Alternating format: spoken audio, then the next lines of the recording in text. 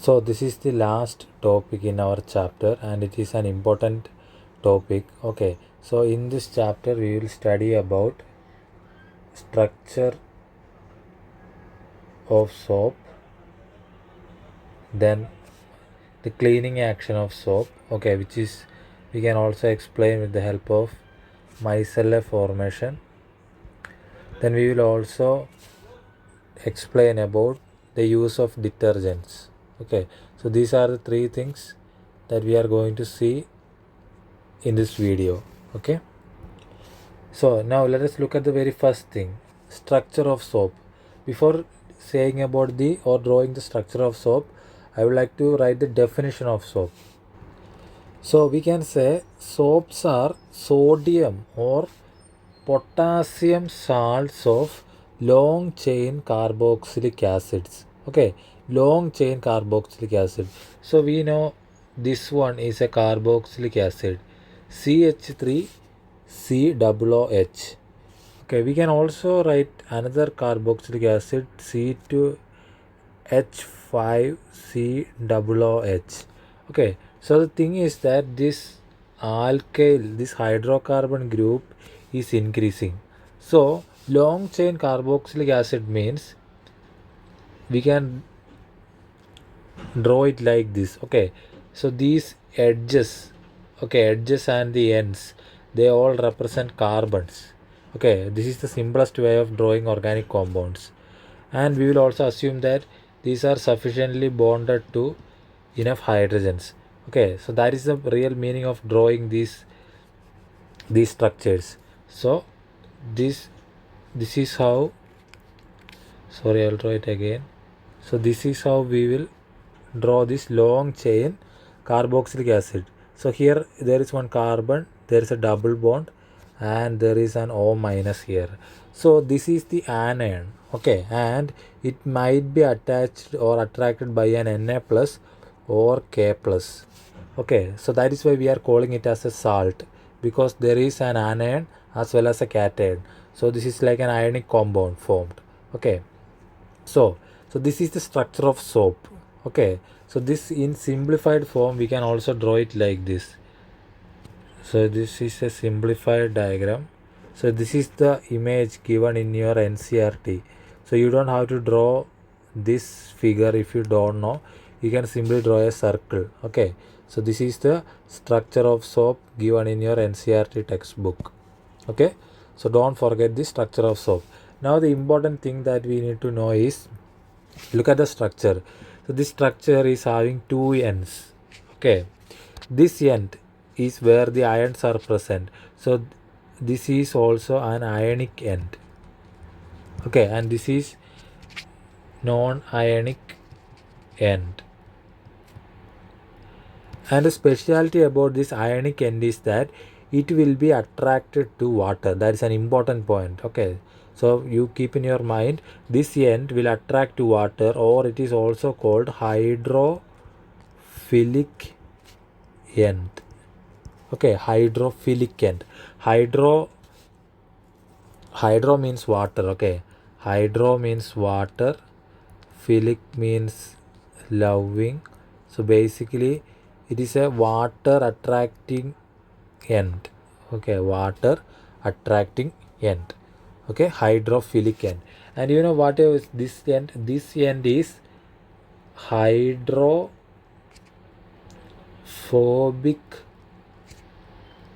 end. Hydrophobic end. This end will repel water. Okay, this end will repel water and this end will attract water. So these things you should keep in your mind. Attract water. Okay, so don't forget hydrophobic end and hydrophilic end.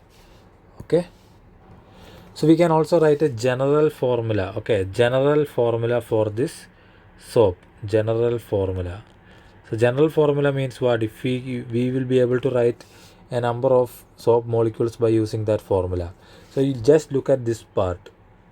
This is the hydrocarbon part or alkyl part.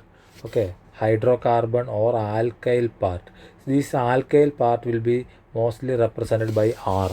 So we can write an R here. Now look at this carbon.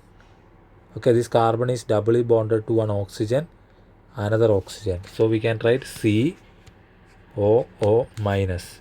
Okay, so write one Na plus also, or K plus also you can write. Okay, write Na plus. So we can also write it, if we are not writing the charge, we can also write R C double O Na. So this is the general formula. Okay, now the next thing is, how can we make soap?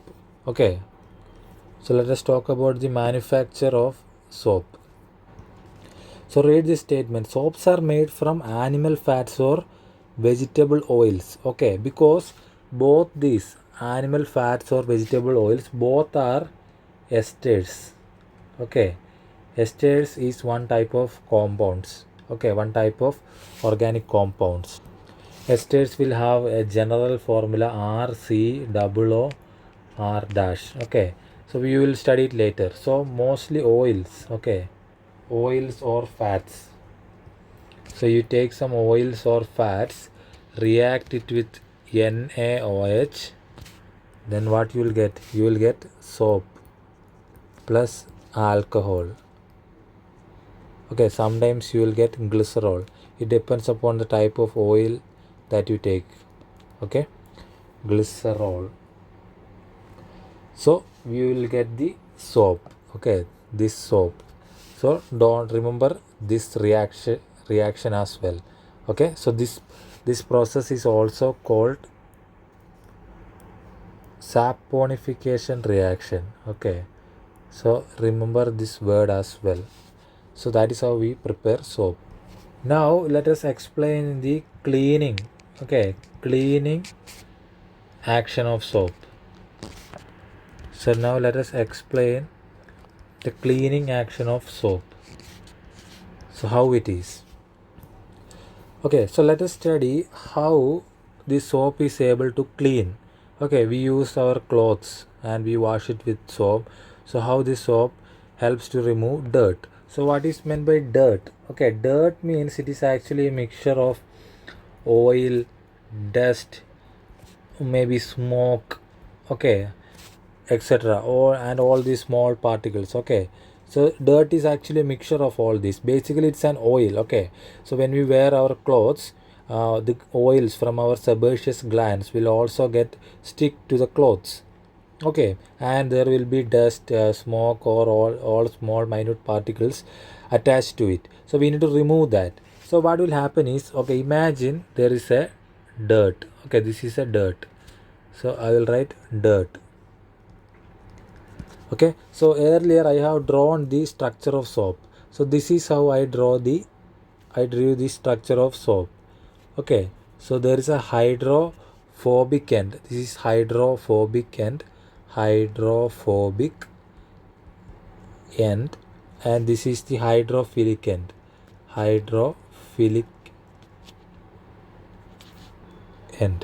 So this dirt particle is actually an oil. So it will be attracted by this end. Okay, hydrophobic end. So what will happen is, this hydrophobic end will be attached to it. Okay, and there will be a circle and the ionic end will be to the outside. Okay, so this is how one soap molecule will get attached to it. Like this, a number of soap molecules will get attached to this dirt. Okay, like this. So here I will draw some.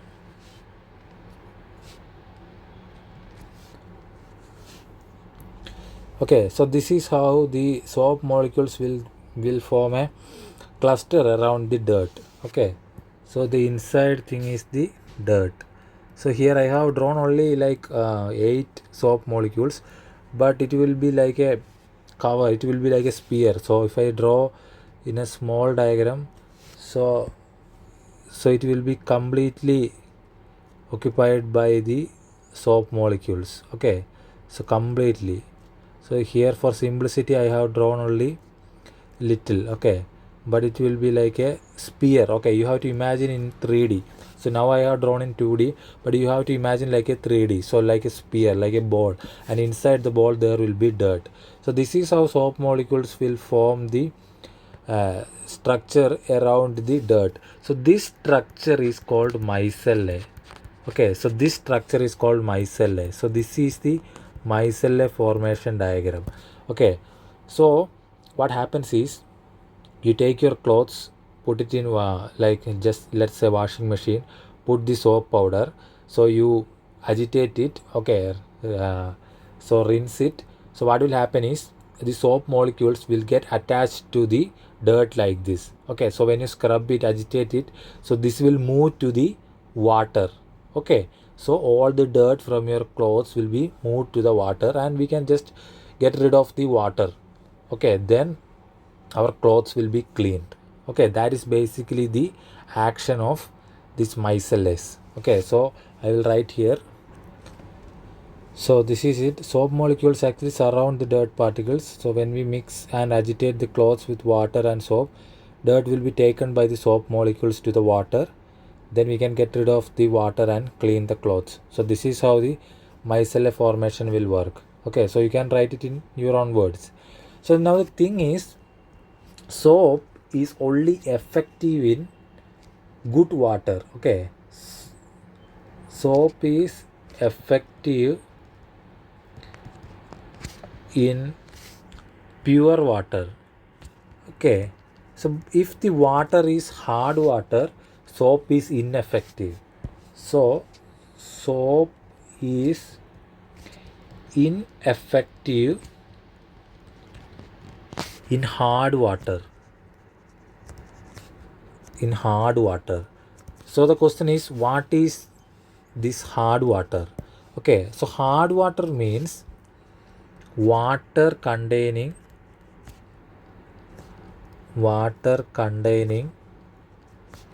excess amount of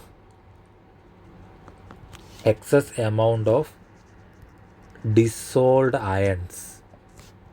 Okay, so water containing excess amount of dissolved ions is called hard water. So the ions, example of ions is mainly the ion is calcium ion and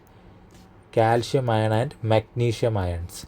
Okay, so hard water is mainly seen in cities, for example. Okay, mainly in all Indian cities, the water is hard. Okay, meaning they have excessive amount of these ions.